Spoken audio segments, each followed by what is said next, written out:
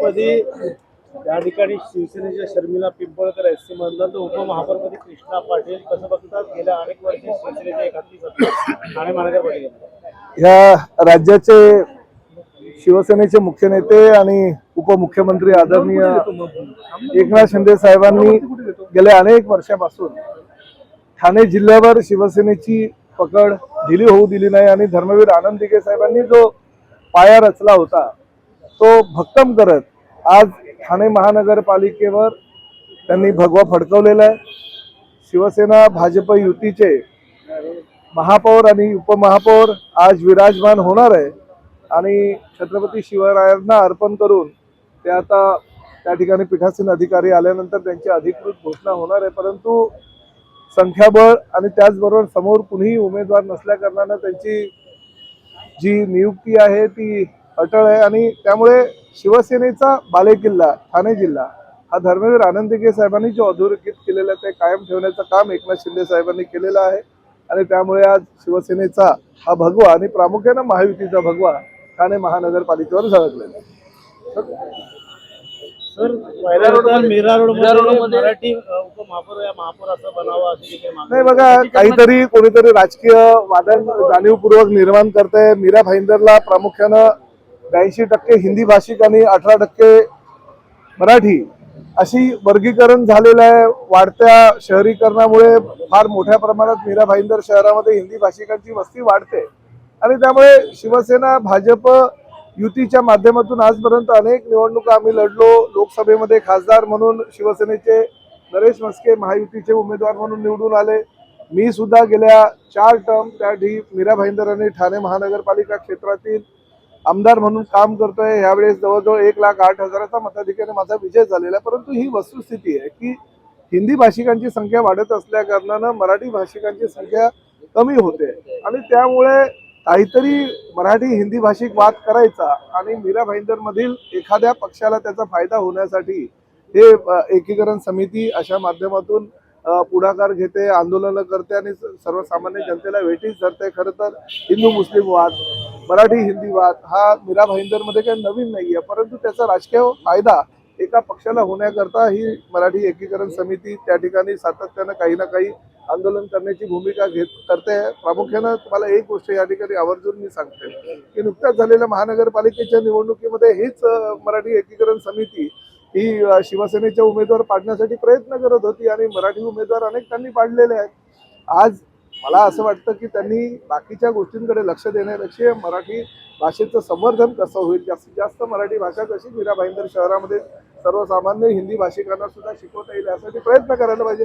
परंतु जाणीवपूर्वक अशी आंदोलनं करायची आणि त्या माध्यमातून हिंदी भाषिकांना एक वेगळ्या प्रकारचं चित्र त्या शहरामध्ये निर्माण करण्याचा त्यांचा प्रयत्न आहे। परंतु शेवटी सर्वसामान्य जनता आहे, कोण काय करतं हे जनता ओळखत असते। नक्कीच अजित पवार यांच्या अपघाती मृत्यू पश्चात आता बऱ्याचशा शंका कुशंका निर्माण केल्या जात आहेत। संजय राऊत यांनी म्हटले की ऑपरेशन लोटसचा हा भाग आहे का?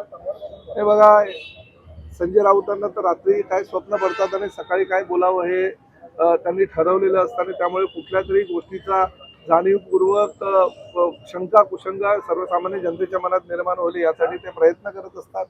आता खुद्द शरद पवार साहेबांनी ह्या बाबतीत स्वतःचं मत व्यक्त केलेलं आहे की अशा प्रकारे कुठलंही वेगळं काही घडलेलं नाही आहे। असं असताना सुद्धा जाणीवपूर्वक त्यामध्ये शंका निर्माण करण्याचा प्रयत्न संजय राऊत करतायत आणि प्रामुख्याने माननीय मुख्यमंत्री आणि उपमुख्यमंत्र्यांनी सीआयडी चौकशीचे आदेश दिलेले आहे। सीआयडी चौकशी होते, जर त्या ठिकाणी अजूनही काही गोष्टींची आवश्यकता असेल तर त्या गोष्टींची पूर्तता सुद्धा केंद्राचं सरकार आणि राज्य सरकार करणार आहे। फक्त आणि फक्त चर्चेमध्ये राहण्यासाठी संजय राऊत जर अशी भूमिका घेत असेल तर निश्चितपणे त्यांच्या प्रयत्नाने यश येणार। भ्रष्टाचार बाहेर काढणार होते, नसबंदी, कुत्र्याची नसबंदी संदर्भात हे असे अनेक आरोप संजय राऊतांनी केलेले आहेत। आजपर्यंत कुठला एकही आरोप त्यांचा खरा झाला नाही। उगाच काहीतरी म्हणजे पत्रकारांना काहीतरी बातम्या पेरण्यासाठी आणि बातम्या देण्यासाठी ते सकाळी सकाळी जर आपला भोंगा वाजवत असेल तर सर्वसामान्य जनता आता त्या भोंग्याच्या प्रतिसादाला बिलकुल बळी पडणार नाही।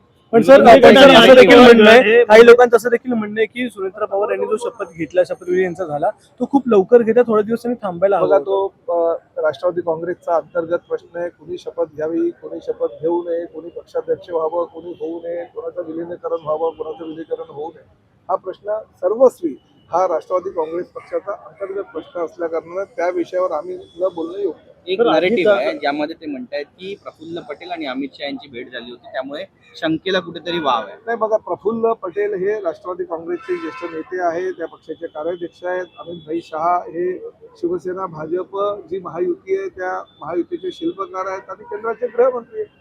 ते राज्यसभेचे खासदार आहेत प्रफुल्लभाई. आणि अशा वेळेस जर त्यांनी अधिवेशन चालू असताना जर दोघांची भेट झाली तर त्यात नवीन काय आहे ते होऊ नये असं कसं शक्य आहे मला सांगा. त्या ठिकाणी अधिवेशनाच्या दरम्यान ही नेते मंडळी आपापसामध्ये भेटतच असतात.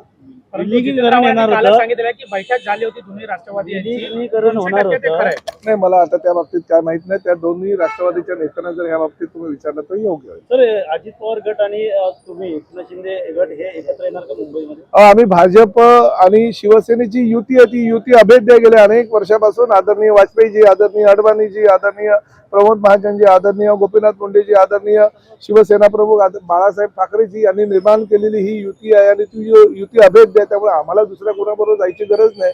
शिवसेना भाजपची युती ही नैसर्गिक युती आहे आणि ह्या युतीचं राज्य ह्या महाराष्ट्रामध्ये आहे, केंद्रामध्ये आहे. आणि आताच महायुतीच्या माध्यमातून ठाणे महापालिकेमध्ये शिवसेनेचा महापौर आणि भारतीय जनता पक्षाचा उपमहापौर आता थोड्याच वेळात विराज बनवणार. आता तुम्ही म्हणतात महायुतीचं इकडे राज्य, मात्र इकडे गणेश नाईक म्हणतात की नामोनिशाण मिटून टाकणार ठाण्यामधलं. ठीक आहे, आता एकीकडे त्या- पाहिलं तर इकडे भाजप- बघा, ठाणे जिल्हा हा शिवसेनेचा बाले किल्ला आहे हे एकनाथ शिंदे साहेबांनी सिद्ध करून दिलेला आहे. जो पाया आदरणीय धर्मवीर आनंद दिघे साहेबांनी ह्या जिल्ह्यामध्ये रचलेला आहे तो पाया भक्कम आहे हे दाखवून देण्याचं काम एकनाथ शिंदे साहेबांनी केलेलं आहे. त्यामुळे मला असं वाटतं की ह्या विषयावर कुणी न बोललेलं बरं. परंतु धन्यवाद. पियुष गोयल यांनी